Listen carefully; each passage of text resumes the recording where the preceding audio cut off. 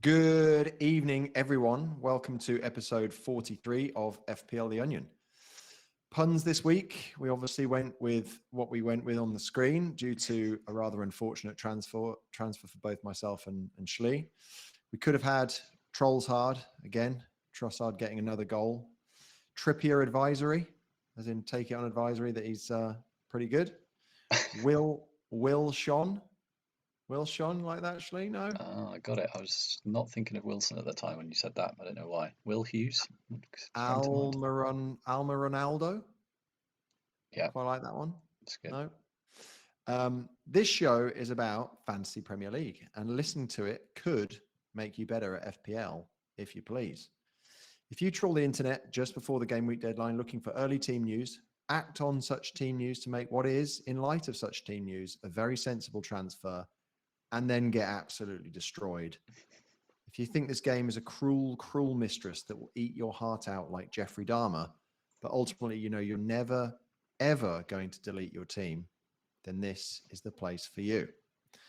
Game week 14 was another challenging week for many. There were some solid scores that still resulted in red arrows. Villa's bounce was the dead cat kind as they reverted to recent type versus real deal Newcastle. Callum Wilson, who had 5 returns all season before this game week, got 4 returns from Newcastle's 4 goals. Game week 8, alternative to Leon Bailey, Miguel Almiron Rehala now has 4 double-digit returns in the last 6 game weeks. De Bruyne broke Ward owners' hearts as Leicester conceded a rare goal against a shot-shy City. Arsenal broke my game week rank and my heart yet again. Many, like me and Shlee, made that switch from Foden to Saka at the last minute, only for Saka to go off injured after 26 minutes. His replacement, Reiss Nelson, got a 19-point haul in a 5-0 morning. It is a cruel, cruel game. Spurs came from behind to beat Bournemouth with the other wing-back starting. Somehow Perisic still got an assist, but Doherty missed out completely. Liverpool continued to prove just how good Sadio Mane is by losing at home to Leeds. Salah getting a solitary goal and no bonus, not enough for optimistic captainers in a week without Haaland. Wilfred Zaha showed again that potentially easy fixtures are not good predictors of FPL points for him. Just 2 returns in the last 7 game weeks despite the brightest of green fixtures on every ticker going. United continued to improve under Erik ten Hag and could be viable FPL options post the World Cup. Just 2 more game weeks to go until said World Cup and an opportunity to rebuild our squads from scratch, Mr. Shlee. Are you looking forward to that? Hey, Nick. Yeah, that is going to be pretty nice when it comes, isn't it? But it would be so good to actually get just maybe 1 green arrow in the next 2 to go into it with a little bit of optimism, because I think I'm on 5 in a row and maybe you're worse than that, having had... No, I can't be that bad maybe, but I think I had 5 greens and then a huge red and then a fairly decent red as well this week, unfortunately. I'm probably on 5 reds. Feels like a long, long time ago that Madison got his 19-point haul that took me to I think 750k or something, and I think I'm now below 2 million. So yeah, I could really do with a couple of nice greens before the World Cup, but I'm not expecting it. My team's in a bit of a mess this week. It might be nicer in game week 16, but I'm not expecting a green this week. It's not looking great. I was even considering potentially the free hit, but I think that's kind of desperation talking on reflection. Yeah, I'll look at that, because you did message that the other day and I was a little bit surprised. Frustrated Nick talking maybe, but hopefully it's not that bad. No, but you know how people play them in random weeks and it goes really well for them. And even though then obviously they don't then have it for a week where there are blanks or doubles, but they've already kind of made their gain in the week where they played it. So I mean, that's the thing. You don't want to not have it when you need it, but I do think it would be, we'll have a look at it, but I do think it would be a potentially quite a good opportunity this week to go against everyone else. And I don't think many other people are going to be playing it this week. So Yeah, it's definitely one of those where you keep having rubbish weeks that you think, oh, what's the kind of alternative plan here, and what have I missed? And are people in the top 10k doing something strange, like have they already dropped their free hits and stuff? And I think this week showed that it's probably those guys and girls that have got on Wilson and Almiron early and got all those points and have maybe played safe and kept Arsenal players through the blank, particularly defenders, which is the 2 fairly high owned ones that messed us up this week.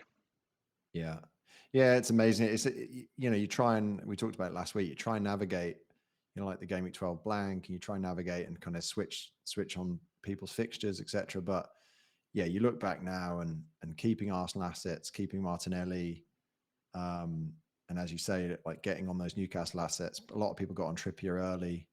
I didn't get on him quite as early as some, and then completely missing out on Almiron and Wilson so far. It's pretty painful and just completely being left behind. But yeah, that definitely the top 10K will be made up of those folks. I did see something funny today that the person who's number 1 in the world has already played his free hit and his bench boost. Okay. But played his bench boost in game week 1 and got 3 points on his bench boost. Yeah, so not really played it then. But yeah, he's obviously still number 1 in the world.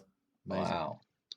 Has he been stuck there for a while then? Not since game week 1, presumably, but I haven't seen kind of all the context around it. I just saw his bench boost, and somebody said he's played both chips, and his bench boost was an absolute disaster in game week 1. But he's obviously got he had a pretty decent game week 1 team. Had Haaland, Salah captain. I'm just trying to remember who else was in there. Jesus. Yeah, he must have got. I imagine if you go back and if you go through it and look, he's probably, as you said, all those things. Kept Martinelli, kept De Bruyne, kept Maddison. I would guess maybe Trossard. I'd have to go and have a look. Do you ever listen to FPL General? Because your intro is quite similar to his in that it is quite nice to listen back to things that I've missed. Like I didn't know, for example, that Wilson stat's quite interesting. Where I was just looking to check that he's got. What was it? 6 goals, 3 assists this season, which means before this week he had only 4 goals, 1 assist, which isn't great at all, is it? Obviously, he missed quite a bit with injury, but yeah, people that got him in this week, a bit like that Jesus haul in, was it game week 2 or 3 at home, and he got like 19. It feels a bit like that this week, where suddenly those fixtures for them look kind of rosy. They're obviously just completely in the groove, and I think I'm probably going to have to bring in him or Almiron this week. Of maybe even take a hit, not necessarily just for the Newcastle player, but especially if Haaland's out and Saka, say, or we don't get any news, it might be tempting. Yeah, it does feel though. I mean, I think that's probably why. I can't remember. Did we say last week that the time to get Almiron would have been when you heard that Isak was out until after the World Cup, and also maybe, and that St. Max had a setback. I think we might have mentioned that last week, because when he got that, did he get like a 13 pointer to kind of kick it off, or 13 or 14 pointer, and then he got a couple of like a 7 and then a 3 or something, and then he's gone on this ridiculous run of like 12, 10, 10 or whatever it is. But yeah, that's scarily accurate, as if you've been having nightmares about that. 15, 7 really? and then 3, and then he's got 3 hauls in a row. It just feels like he feels like the kind of guy that as soon as you get him in, he could have been taken out of the team, or he'd stopped scoring. But I mean, that's how I felt before, these kind of 3 big returns. Now I think he's kind of, even if St. Max gets back, it's definitely Almiron's place to lose, isn't it? But yeah, I think now I'd be more confident getting him in. But even Wilson, he got to get 4 returns. When people do stuff like that, it looks so painfully obvious. Obviously, he's the striker I should have gone for last week when I moved away from Aubameyang.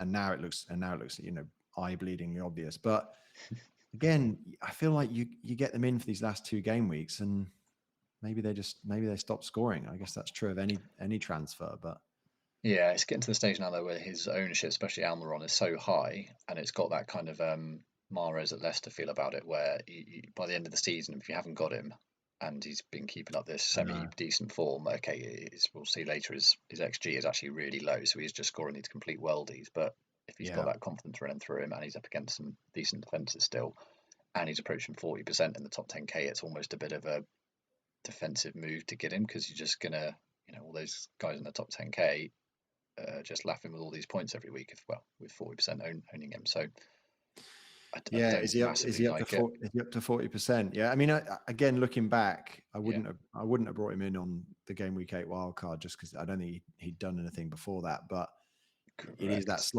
that sliding doors moment where I think Bailey was like 4.8 on that game week 8 wildcard, and Almiron was 5. You just had that spot in your team. Like if somebody had Almiron, just had all those points, had those like ridiculous points, I mean, I'd be in a completely different position. But I don't know, just as you said, like his XG super low. I can just totally see. I think the thing now, and it's probably something to mention with the World Cup coming up, is that it's worth getting players like that into your team, even though there's only 2 game weeks left, because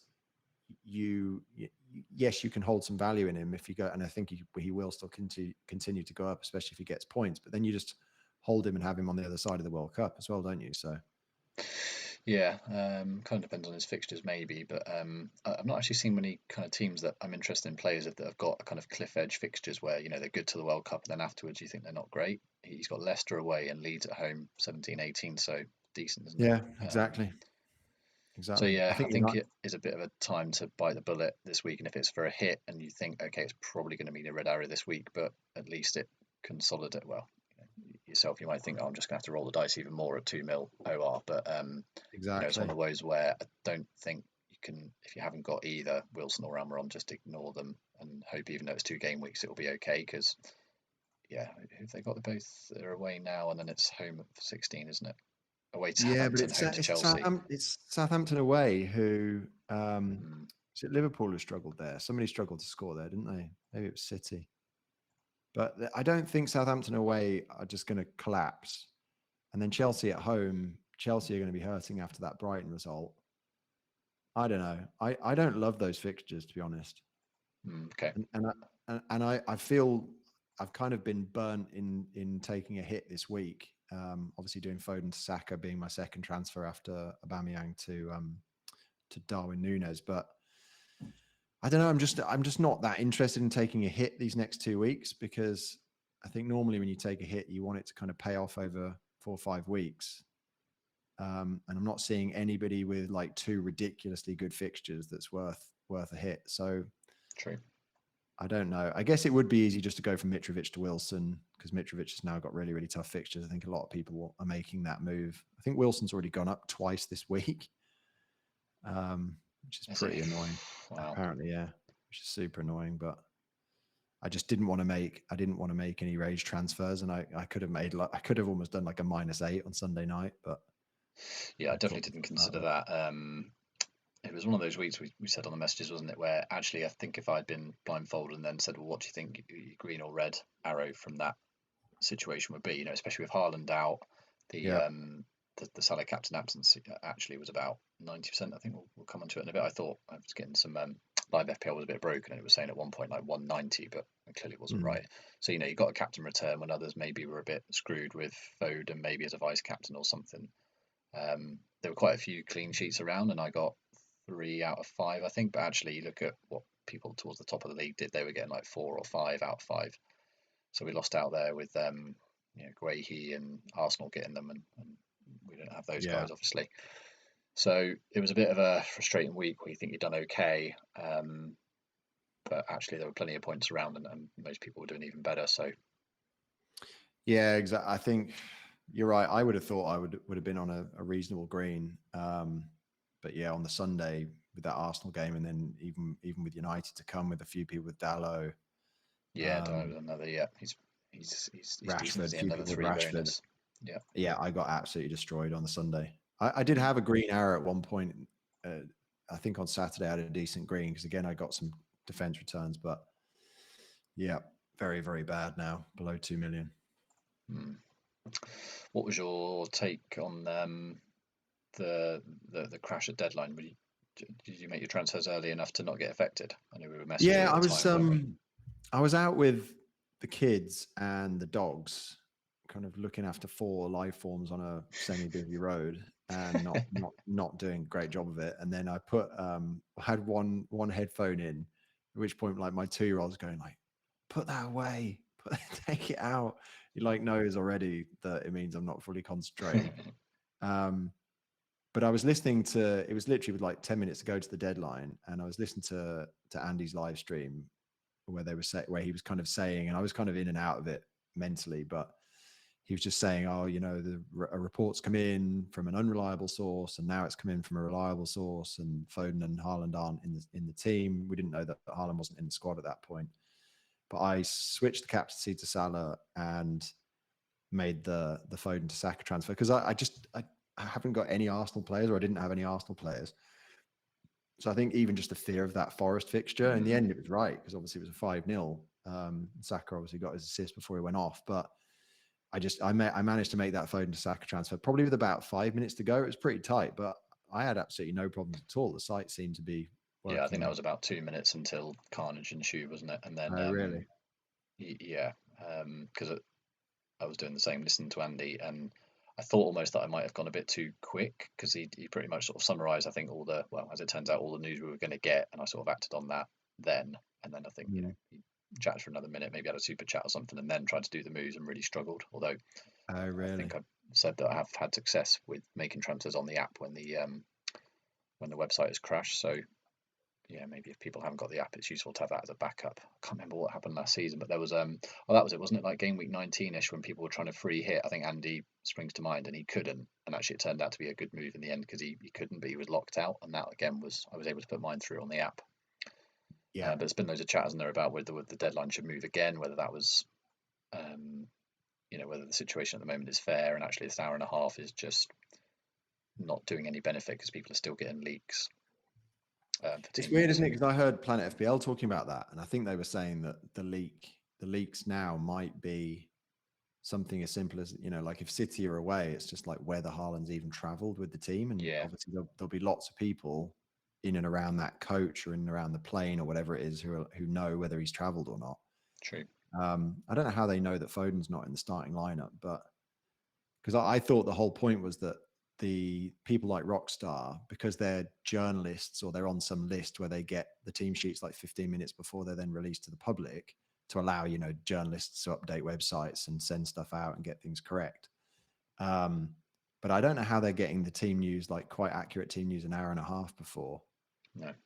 I think the thing that people were focusing on was I think there's two bits to it. Everyone was trying to focus on the fairness of it, and different time zones and whatever deadline is going to be unfair to people, and I think that is true. So I think it's almost you just got to ignore that. If you're going to move the deadline, you can't think of it as is this fair to everybody, because it's just going to annoy some set of people.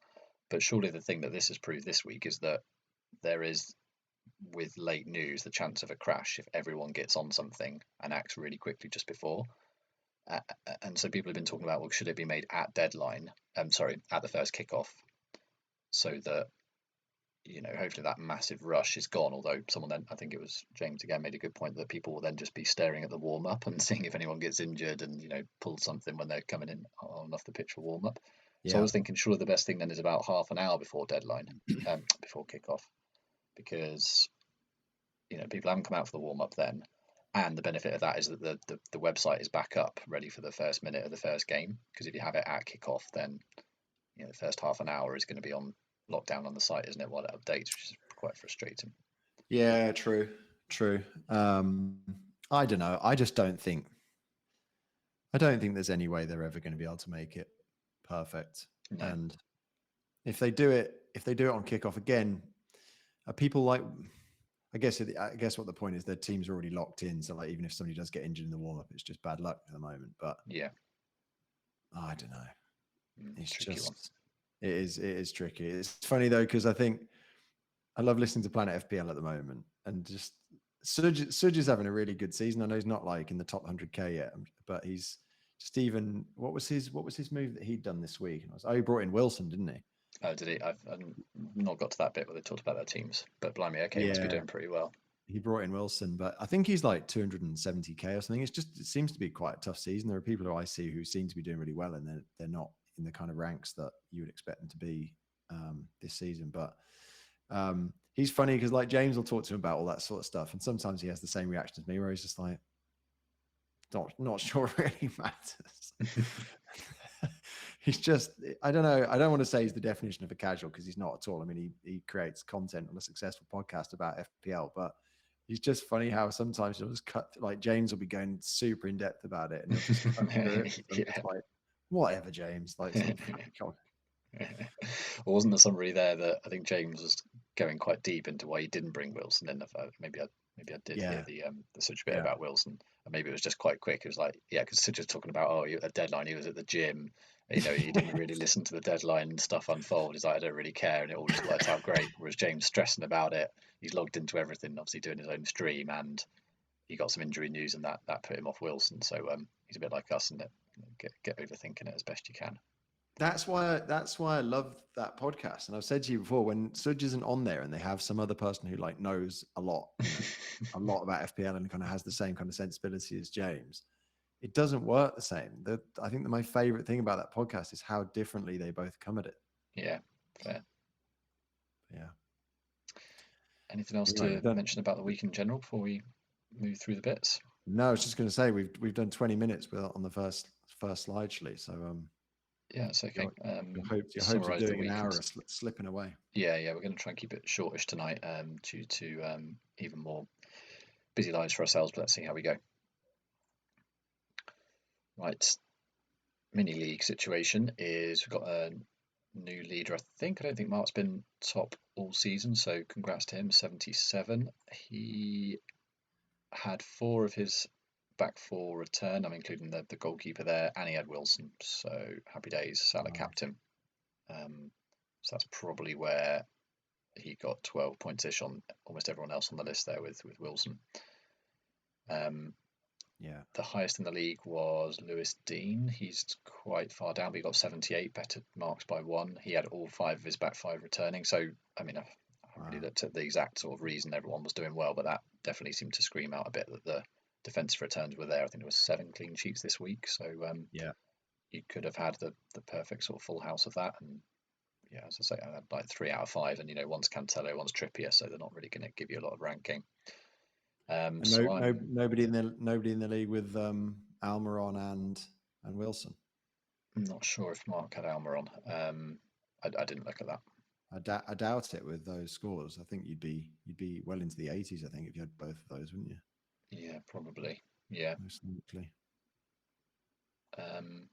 So yeah, I'm out of the top 9 now. Mr. Simon Sang's popped up. I don't think he's played his wild card yet. I thought he would play it this week, knowing that he has to play it by 16, but that doesn't seem to have filtered through, or he's going to free hit it or something in 16. Yeah, he's given himself 2 free hits. Yeah, pretty nice. good.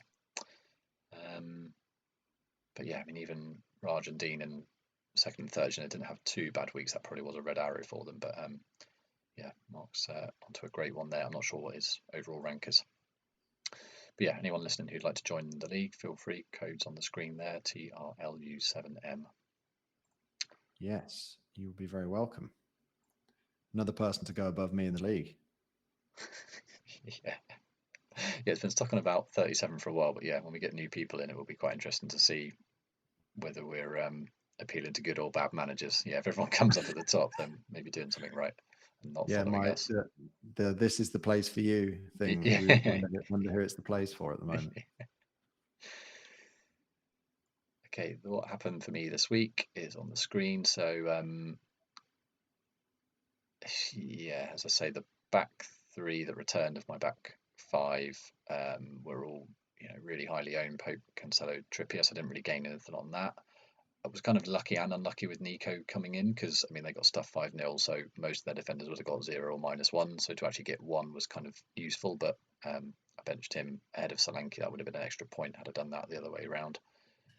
I was feeling quite good about Salah returning.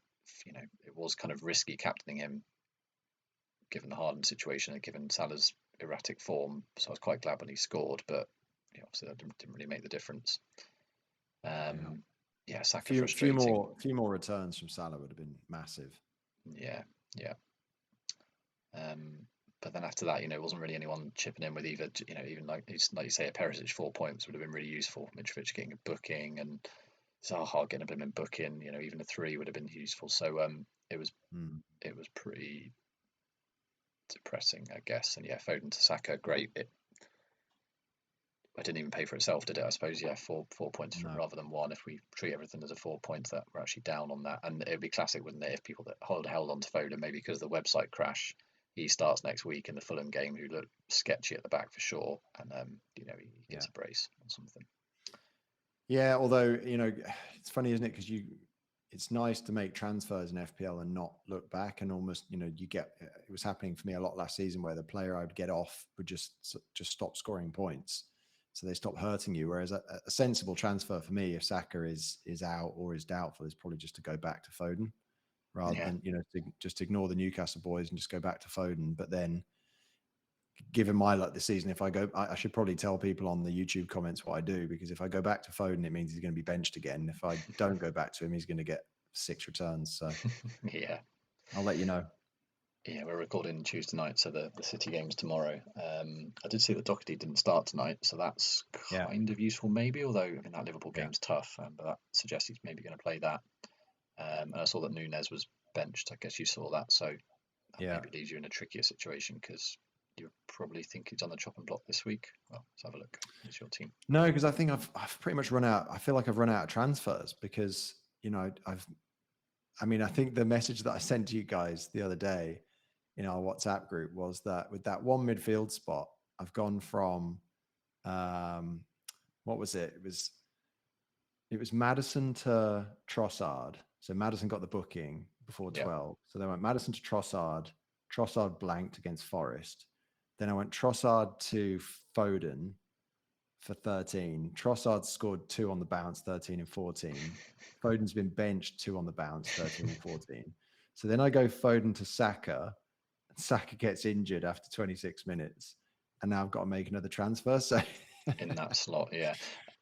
I mean, that slot has been, I've used 4 transfers on that slot and just got no points. It's just horrendous. Yeah, and that's even more frustrating for you, that Saka in move, because as you say, you don't have any Arsenal cover, because you could have been, say, boring and got Martinelli instead, and that would have been even better.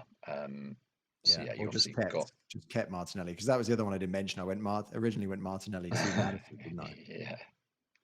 Yeah, that chain, and then obviously you've been using a couple of hits to try and differentiate there, but actually that's just involved getting Aubameyang in and out, which has definitely not worked. Well, and thing is, it would have been okay if it was in and out. It was in 10, and I only got rid of him last week. So I had, from Aubameyang, I had 2 benchings, and I think like just taken off on 70 minutes or something. Yeah, I mean, absolutely disastrous. So between those 2 spots, that striker spot where I went from Isak, because he got injured immediately, got a return, then got injured. So I went from Isak to Aubameyang, and then to Darwin. They've just done nothing. Horrendous. Whereas if I just, done, I don't know, Isak to Wilson, because that was a consideration back. Do you remember when Isak was out and Wilson was coming back from injury? Wilson hasn't set the world on fire up until this last game, but he would have just been a much more solid pick that I would have just been able to leave in there and not have to worry about. And he's a little bit cheaper as well. So yeah, I was just trying to remember in that Isak game where he got the penalty, didn't he? He got max bonus. I think he got 9. Was Wilson actually playing in that game? No, so Wilson was just about to come back from injury. I think he may have been either on the bench or he was kind of in training again. And then there was that point that because Isak was injured, they actually brought Wilson back probably a week earlier than they would have done. Yeah, played 65 minutes in Gameweek 9. He got a goal, just 6 points. There you go. Yeah. So it's been a bit of a torrid season. And I think I'm certainly going to take some learnings into my kind of post-World Cup squad. One is going to be, I'm going to trust my gut more on these players, where I think the best example of this in my squad is Zaha, where I knew that he had great fixtures, but I also knew, and I think I said it on here, that he doesn't do well against easy teams, and he hasn't. He's got 2 returns in about 8 game weeks or something. So yeah, I'm going to get rid of all those sorts of players, start with like a clean slate with my squad, and just plan it out with players that I actually trust and think are solid picks, where I feel like I've just tried to force it a bit too much in the first half of the season. So hopefully that works out better for me. But yeah, I mean, I can see now, you think with those defenders like Trippier and Cancelo and even Pope that they're so highly owned, but that's why it felt like a good week, because I was finally kind of getting some clean sheets from people, but so many people had them. And then obviously when you get massive returns from people like Wilson, then, you need a big score to get a green. So yeah, just a very, very disappointing week. That Saka thing hurt quite a bit actually, because he'd already got the assist, so he'd made a good start. At least something had happened. Yeah. But then for them to win 5-0 and for his replacement to get 19 points in like whatever it is, 70 minutes, it's just brutal, isn't it? That and the stat of like 2 people captained him in the whole game. I'm always wondering whether that includes the draft setup as well. I presume it doesn't. I presume that's on a different database or something. It's a completely separate game, isn't it? So yeah, okay. So actually 2 people did own him, because I don't think he's played a single minute all season before this. So it's just bizarre that I know there's 10 million people and 2 is not a large percentage, but that almost feels too big. There's nobody captaining him. That is literally a team that's somehow Ghost team or something at the beginning. Yeah, they've set up that somebody set up a team or set up an algorithm that can you know open a new email account on Gmail, register for a new FPL account without actually doing anything. And because it'd be interesting to see how many new teams there are each week. Yeah. You know, if there are like 50,000 new teams every week, probably 40,000 of them are probably just those kind of bot things that are just creating random teams and hoping they're going to somehow win it. Try and win the Xbox each week. Yeah.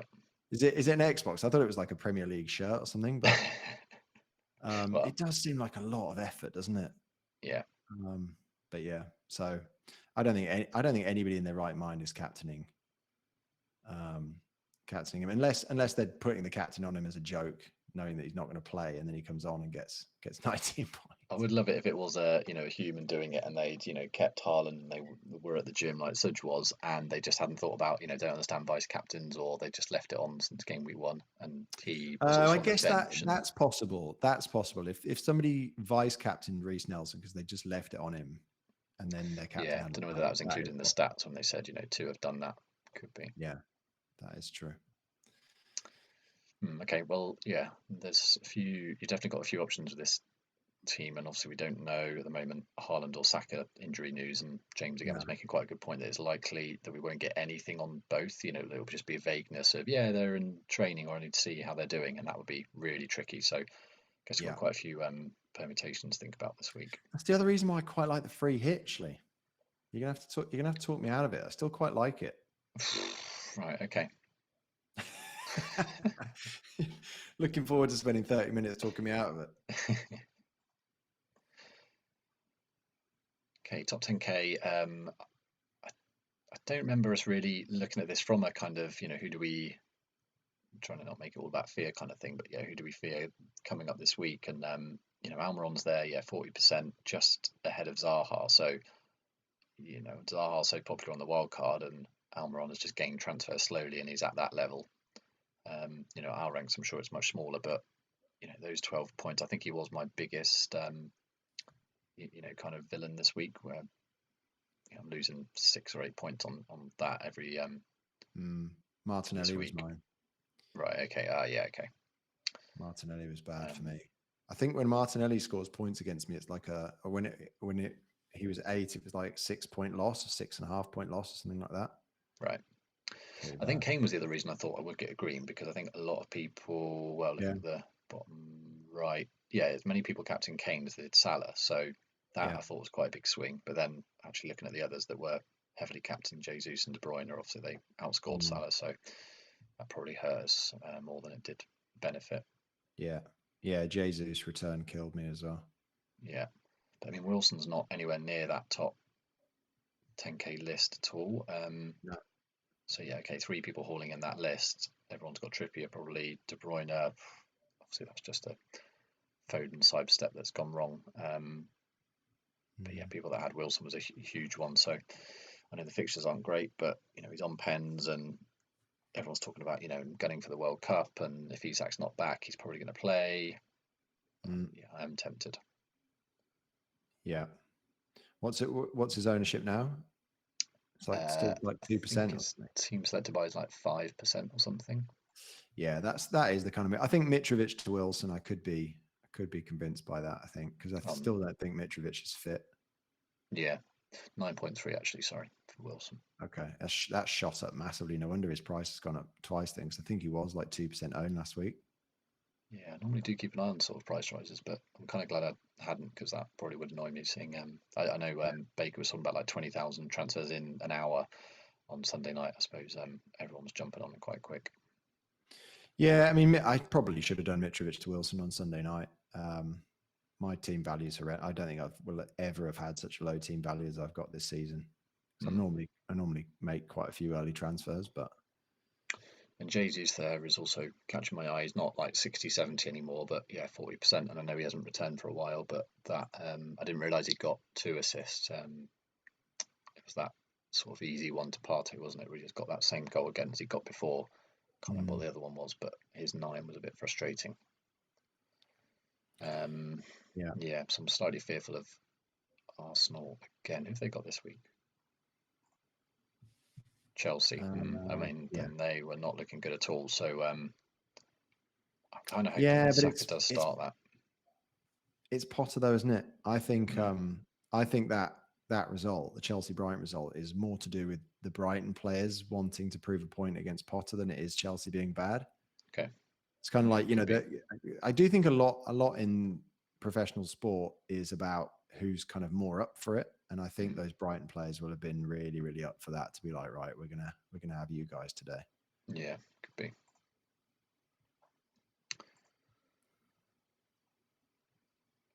Right. One thing, even though we're trying to do a bit of a shorter one this week, is to just bring a bit more consistent stats into this. And one thing I think, had we had this a few weeks ago, might have highlighted how good, Almiron and Wilson were. Maybe we were sleeping on them a little bit. So just got a screen here with, on the right, the simple sort of screen grab from the FPL site of who is in form, all positions. So Almiron's top 9.5. That is, I think, points per game over the last 4 weeks. I think they count it on. That's incredible. So there's only, actually, there's 3 defenders on there: Trippier, Castagna, that's it, I think. Oh, and Alisson, I suppose, yeah. But quite a mix of positions. And then on the left is just a table from the Scout members area that's got, who's actually producing on XGI. So interestingly, Almiron's top of one and doesn't appear on the other. So that's where we can have a bit of discussion about, well, he's clearly massively performing his XGI, because according to the last, it's last 4 on the left, he's got an XG of less than 2.11, which is Jesus at the bottom. But I mean, what's Almiron got in the last 4 returns? Otherwise, 3, 4. So he's obviously outperforming. So that's why I think if I'm going to bring in a Newcastle player this week, it will be Wilson, just because he's got the numbers. He's 4th in the list on the left, pretty much 3 XGI over the last 4. Yeah.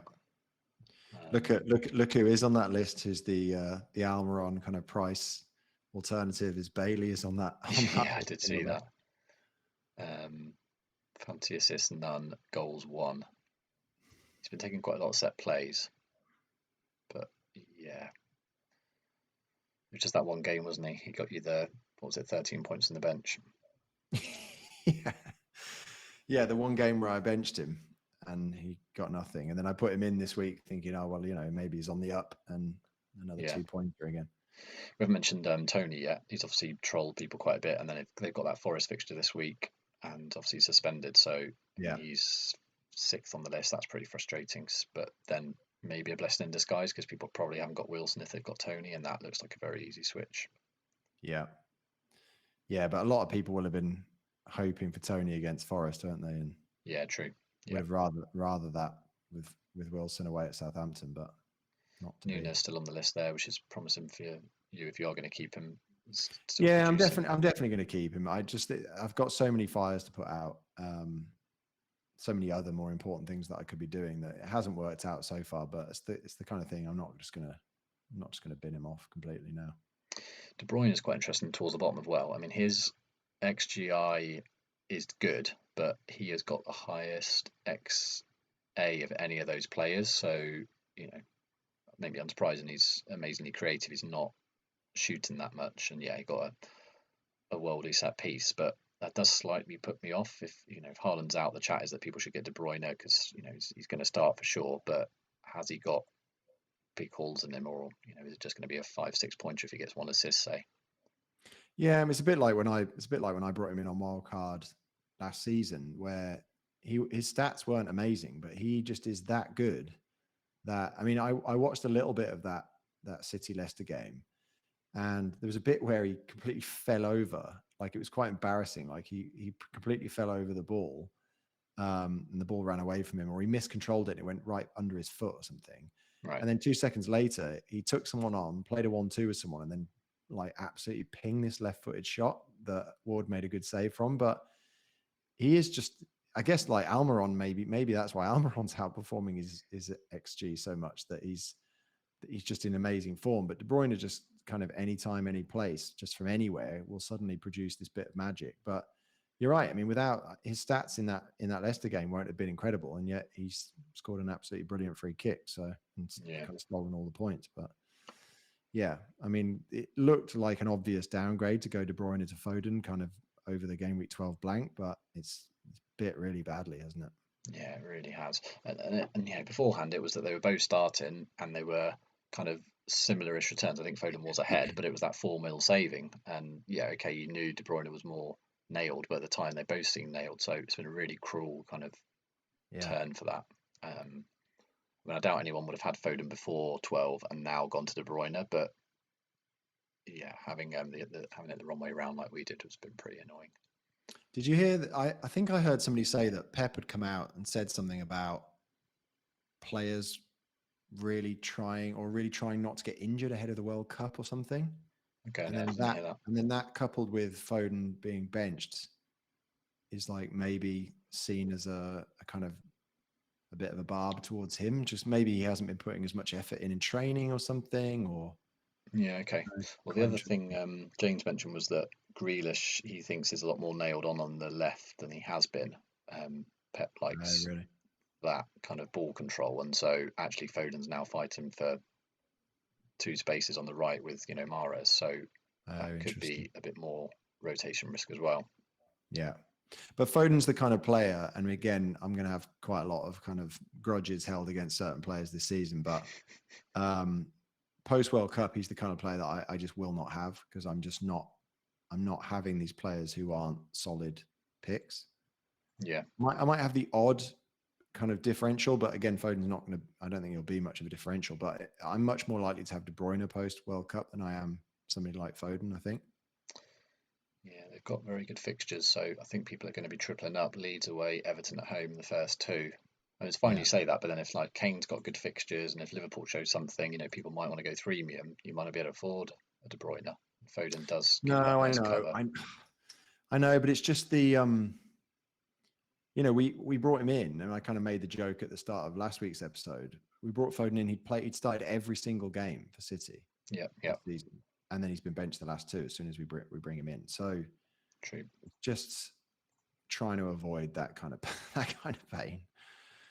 I think a lot of the big teams have got good fixtures. I was sort of just skipping through the top sort of six, trying to find who of those have got poor fixtures, but they all seem to, a bit like game week 1, have really good ones. Spurs, City, Liverpool, Arsenal, all got decent fixtures, so it could be quite tricky to fit them in. Yeah, and it's also quite annoying for me, given the rank that I'm at, where you don't really want a really kind of obvious and solid template to appear. Yeah. Because if it does, I'll be on those players and I just won't be moving anywhere because everyone's going to have Haaland unless he's injured. So he kind of picks himself. So that's just straight away one player gone. I think everyone's going to have Trippier because he's been such good value.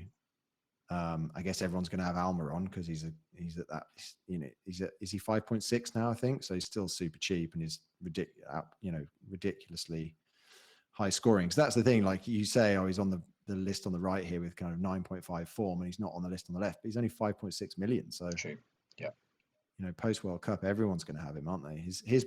If the prices weren't locked during that period, you'd imagine he'd be up at like 6 million, wouldn't you, by the time they came back? Yeah, imagine if a strong template forms and it's similar to this season where, almost people are struggling to make transfers. I mean, that would be worst case scenario for anyone wanting to try and take risks to jump rank because you're just not going to be able to do that very easily. No, and it's funny, isn't it? Because I say that I'm going to just go for solid picks, but actually at my rank, if a solid template forms, I've almost got to be looking at the kind of 5% owned differentials and just hoping that, like I've almost got to be like, oh, Zaha's got terrible fixtures, like against Chelsea, Man United, whatever, and just bring him in. Yeah, imagine he's the key that unlocks your 2 mil rank. That'd be brilliant. Oh God, no, it's gonna be right. Andy was doing something interesting. I can't remember whether it was on the deadline stream or the knee jerk stream, or whether it was on something else, but he was talking about how far away he is from certain ranks. Yeah.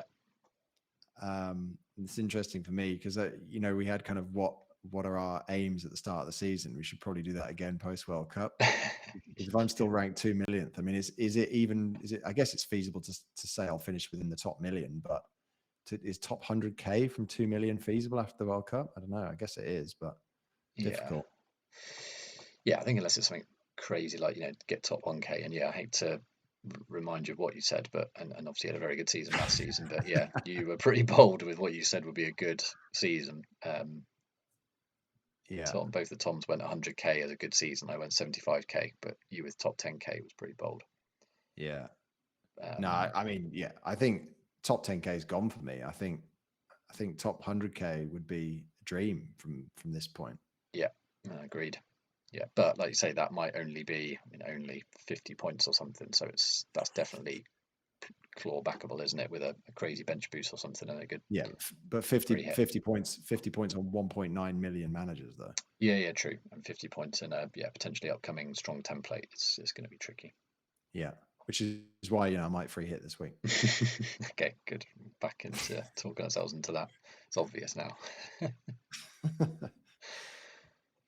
Right then, suspension tightrope. Obviously, Tony's fallen off this. People bringing in these players might just want to be aware they could get suspended. The big wigs on here that we should be looking out for, which I've lost because I went back to your top 10k good prediction. Right, Saliba, Jesus, Guehi's interesting because obviously quite a few people have got him. I mean, it would be quite funny if a few people get booked this week and people are struggling with a 16 team. Doubt it, but there's probably a few people that have got those three players, Mitrovic as well, Darlow, Cher and Kane. Yeah. So any of those could get a ban. And it's 19. It's the club's 19th game, so it does go past the World Cup as well. So that's another thing. Actually, don't want to make this too much of a Game Week 17 wildcard episode, but that's something we need to think about when we get over the other side of the World Cup.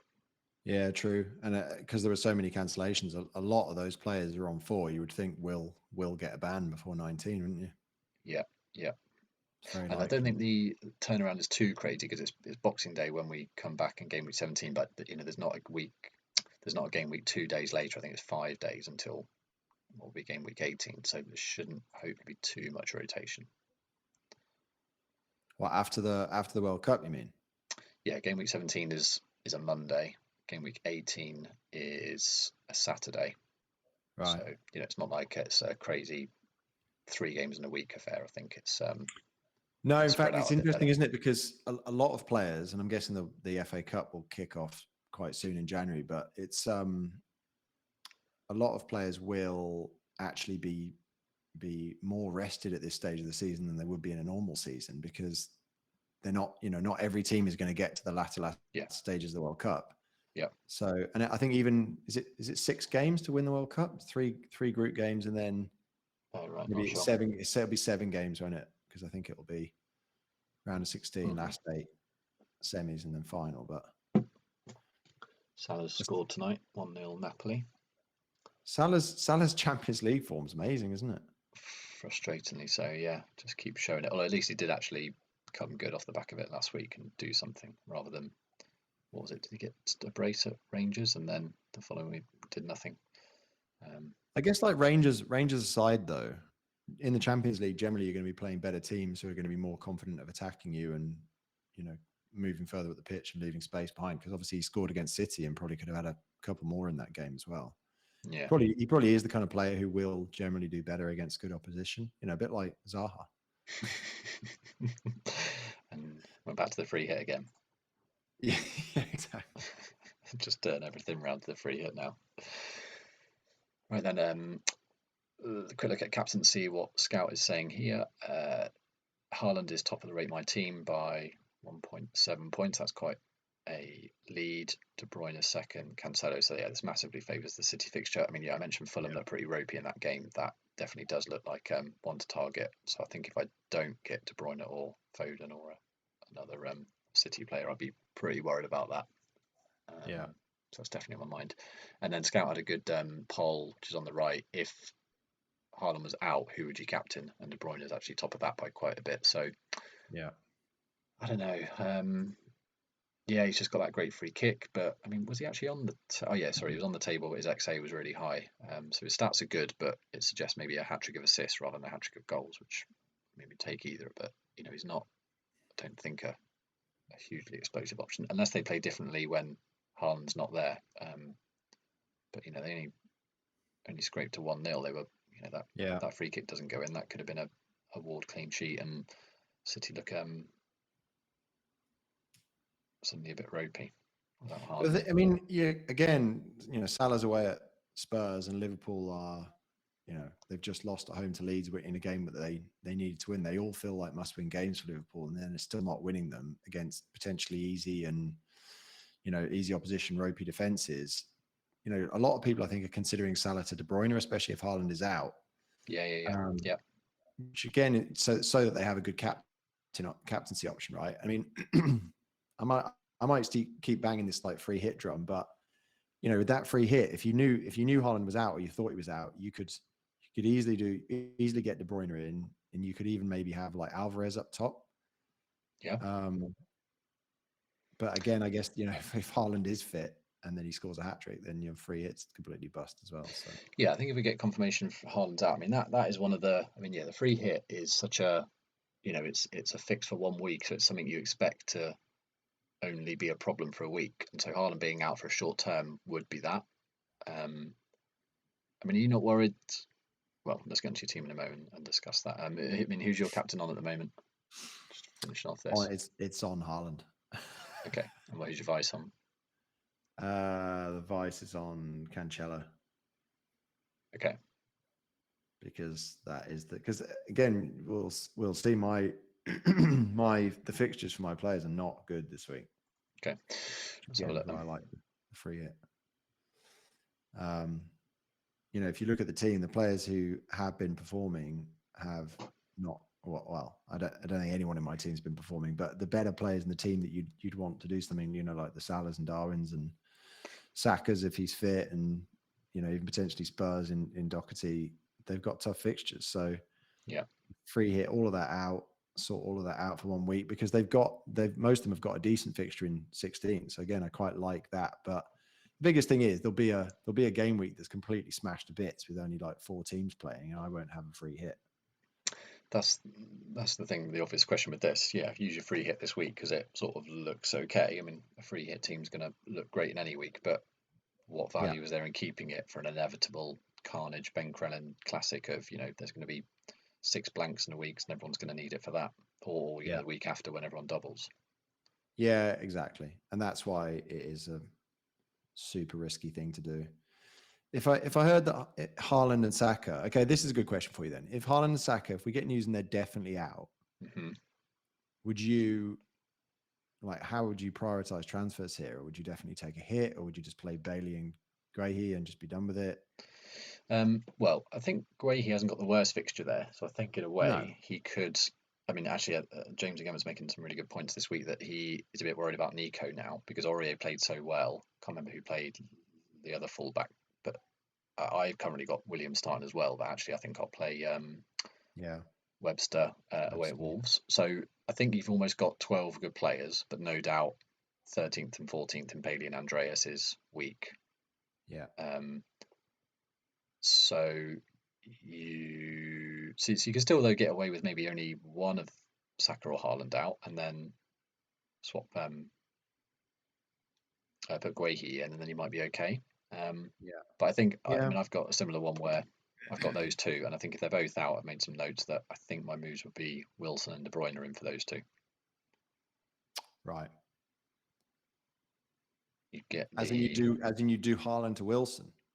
Yeah. Wow.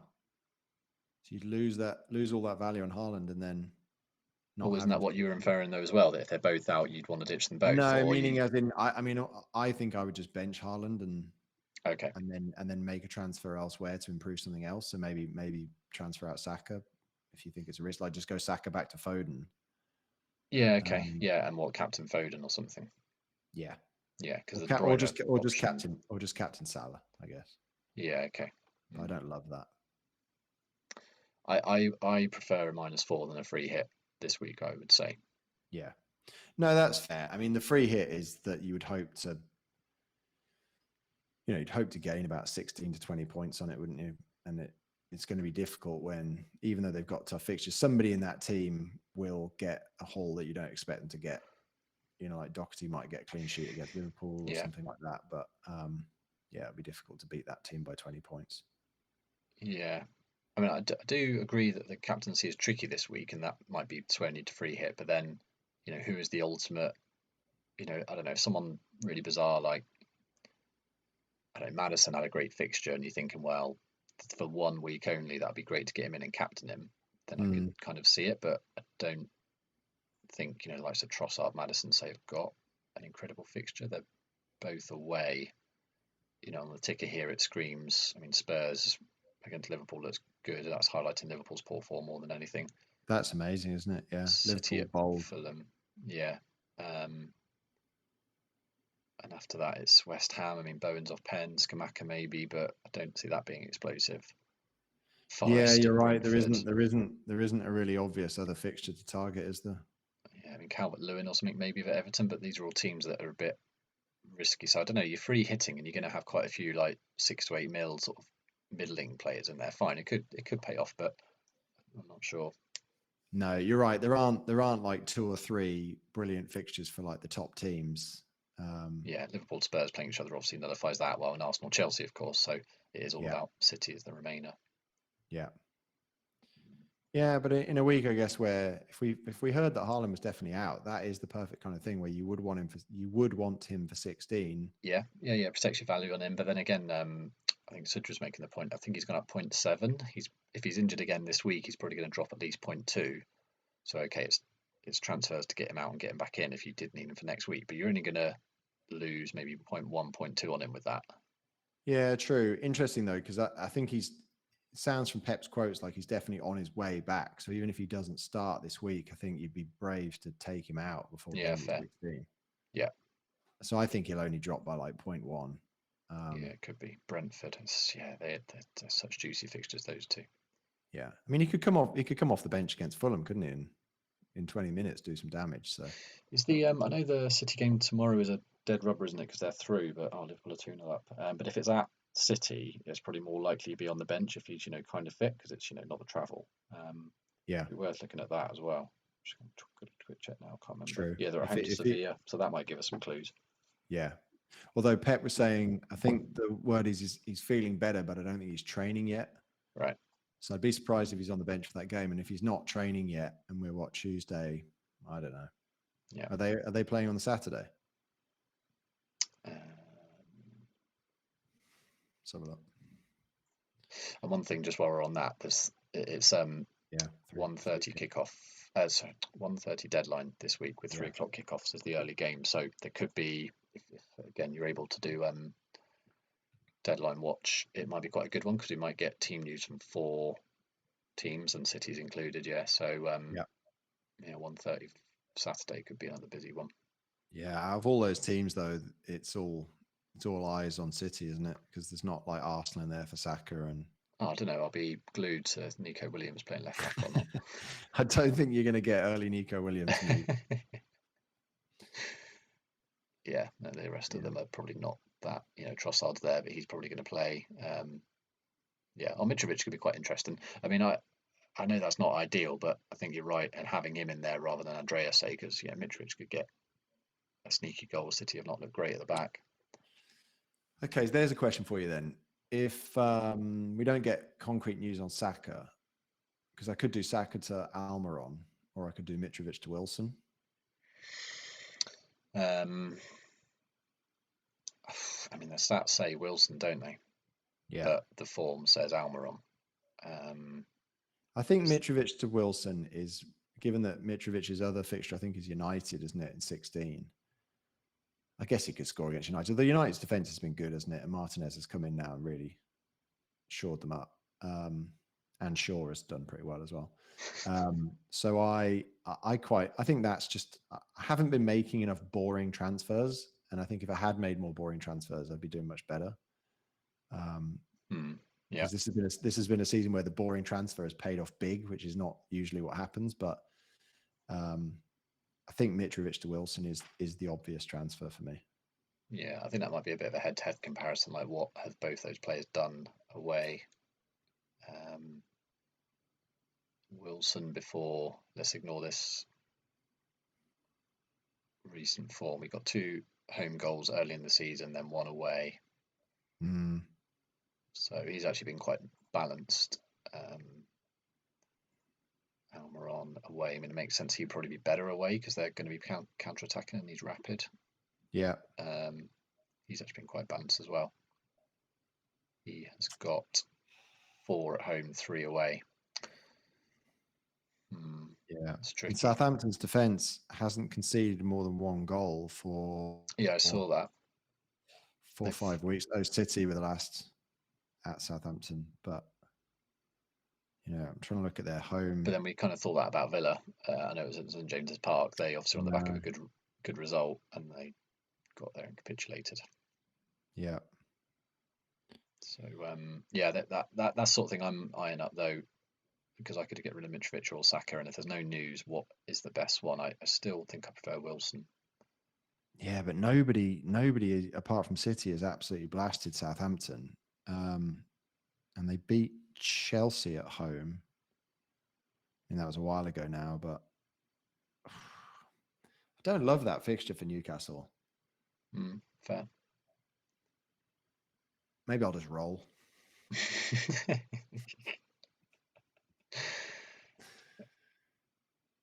Anyway, it's one of those where you got a lot of away fixtures as well, isn't it? I think last week was one where a lot of home, so that's looks like it's a bit stinking up the place. But I don't know. Yeah, it's very tricky. It's a bad week. It's looking like another bad week for me. You've got less than minus 1 minute and 10 seconds to get under the hour, Shlee. So you have to talk really fast. Yeah, I've done pretty well though to recover from 20 minutes of chat at the beginning, but it's useful chat. We've blown through it. Okay, here's myself this week. I got 3 mil in the bank, so I got quite a few options, but I haven't got enough to go. One of the mid-price midfielders up to a De Bruyne, say, which would be one thing. It'd be really good to do now, not having Foden and being able to go any triple City. As I say, I probably will play Webster instead of Nico. Keep an eye on the news. Actually, I mean, Webster having the early kickoff might be useful as well. But Wolves just look terrible, so that hopefully is going to give me some points back. I am annoyed about that Webster transfer. The blimmin', like you say, occasionally going boring's good because he has been outscored by Guehi, which is another person I was going to go with around then. And the likes of Darlow and stuff have just been brilliant. Yeah. Kind of keen to play Solanke though, so I think the rest of it is kind of set. Although Doherty not playing tonight maybe gives me a bit of a headache there as well. And then, I mean, potential transfers is all about what happens with Haaland and Saka. And I think it's probably more complicated even than I've written down here, but I've summarised it as that if Haaland's out, I'd be tempted by him to Wilson. But you're right, if it's only for 1 week, that would be risky to miss Haaland's trip to Brentford on the final day. If Saka was out, Almiron and Trossard would interest me. And if both are out, I would probably consider a hit to bring in, say, Wilson and KDB and captain KDB. But then if neither are injured and they're both okay, that's maybe when, like you were saying, Saka to KDB comes back into it. Salah too. Sorry, Salah to KDB or Foden, Yeah. So there's a lot going on. I mean, this is probably actually what it was like most game weeks last season, right? We had lots of options, whereas this season it always seems to be kind of very focused on 1 or 2 things. But it's good to actually maybe have a few more things to think about. Yeah. But a reminder to people, there's important European games this week, and sort of as we say, a 1:30 deadline. So try and keep the transfers back if you can. And I think if you've already missed 2 price rises on Wilson, I mean, what's another one? It's he can only go up 0.3 in a week, so he may well do that. But you're better off waiting for news now, because especially if we get any kind of concrete news on Saka or Haaland, that's so helpful, isn't it? Yeah. And the fact that both in Europe, hopefully, even if they're vague in the Friday press conferences, hopefully they'll say something like post-match or something. Yeah, especially because Arsenal are on Thursday, aren't they? So yeah. If just back to your team, sorry, if Saka and Haaland are fit, is Zaha not near the top of the chopping block? I know he's been so frustrating, or you just think there are bigger fires, like Bailey you could maybe swap out, or I suppose you can't really go too far from them and Nico because they're so cheap, but do you know what I mean? I mean, I could go Bailey straight to Almiron. Yeah. Because I got 1.3. Because he's got 2 away games now, I think, isn't he? Forest on that last day. I mean, Forest have been good at home, but that, I don't know, they're just going to sit deep, so that's probably the worst thing for Zaha. But I feel a little bit like we just got to keep him and just hope something pops up. But he looked really quite sort of wide and deep playing when I saw it. I mean, Palace were quite lucky from what I saw to win that game, so Zaha didn't look great. No, I mean, I think we've only got 2 game weeks left, so that's another reason why I just like the idea of a free hit. But as you say, at 2 million rank, and given that every decision's going wrong, I'll probably just love the. Maybe it's not a good idea to make 15 new decisions. Given my current form for decisions. I was going to say, if you are thinking of free hit, you probably want to put together a few drafts now, because one thing that did make sense a lot this season, which I hadn't really agreed with before, but people saying, "Oh, wildcard and international break is really good because it gives you that extra thinking time," and I've always thought that was a bit of a nonsense. But actually, I think a good wildcard often is a quite considered thought process that you do need quite a bit of time to do. And if you're doing it between a midweek, for example, that's actually quite tough to do it in 2 days. So throw it together a little bit and see how it looks. Could be on something. Yeah, I'll have a play with it. I think what's put me off is when we looked at the fixtures and saw that actually there aren't lots of really, really standout fixtures other than that City Fulham one. And obviously everyone's going to have 3 City anyway, but you could get the right 3 City. You could have Cancelo, De Bruyne, and maybe Alvarez if you know that Haaland's out. But true. I don't think I am going to free hit. I'll say that. One other thing that I just thought is Mitrovic to Alvarez for us might be quite a good one. Yeah, because we've only got 2 City, and it kind of balances the, if Haaland doesn't start, then Alvarez does. But I mean, if Haaland starts and Alvarez is just on the bench, it's another waste of transfer. No, that would be on the assumption Haaland doesn't start. But it's probably a better idea just to go Salah to De Bruyne, isn't it? But Salah's the kind of player, any game he can really hurt you, can't he? He could get a couple of goals against Spurs and then because it all looks so obvious. Like after a game week's done, and Darwin Núñez is blanked against Leeds. It's just like, oh well, of course, it's super obvious. But before the game week, you're going into it thinking, oh yeah, Núñez is playing Leeds. Like he could get a couple of goals there. So sure, I don't know. It's scary. It's always scary taking out players like Salah or Haaland or Saka or whatever. But because if suddenly they're playing and they're good players for a reason. I guess that's the other thing, right? Is Haaland going to come back in and pick up exactly where he left off, given that he's been out for 10 days or so, and he's maybe going to be a bit more. He's going to be a bit. Yeah. He's not going to want to get injured, is he? So, but then having said that, he's got a month off before. Yeah. That's interesting though. If he's confirmed fit, is he that auto captain for sure? Locked in. The poll didn't obviously have him. That'd be interesting to see how many people are still thinking it. Because a lot of people were still thinking last week, okay, there's an injury risk. We don't think he's going to come on for a cameo. I'm happy to captain him because if he's on the pitch, he's the best. But maybe there will be a bit of a niggle. But then surely if there's a niggle, Guardiola's not going to risk him. So, no. As you say, hopefully we get some decent info. But I quite like the idea actually of just Bailey to Almiron. Just get rid of Bailey because he's been terrible for me. It's not been good, is it? Almiron. If we don't get him and he goes off again, we're going to be pretty annoyed with ourselves, aren't we? Not as much if we go Wilson. Hopefully we just get the wrong Newcastle player. But as I say, it could be a blimmin' Mahrez where they make Champions League or do something crazy. And we're like, why do we not own any Newcastle players apart from Pope and Trippier, semi-obvious ones for a few game weeks when they were getting 6s and everyone had them. It's going to look so obvious. Yeah, and that's kind of the nice thing about these 2 game weeks before the World Cup as well. That say you get Almiron and he stinks the place up for 60 minutes and gets replaced by St. Max. It's only another week until you can get you can make unlimited transfers. So true. It's not the biggest risk in the world to get him in, but he has been in absolutely ridiculous form, hasn't he? So confidence aside, and as you say, I mean, I think that St. Mary's pitch is really big as well, isn't it? All right. Is it? I think it's a big pitch, and he is absolutely rapid. So I don't know.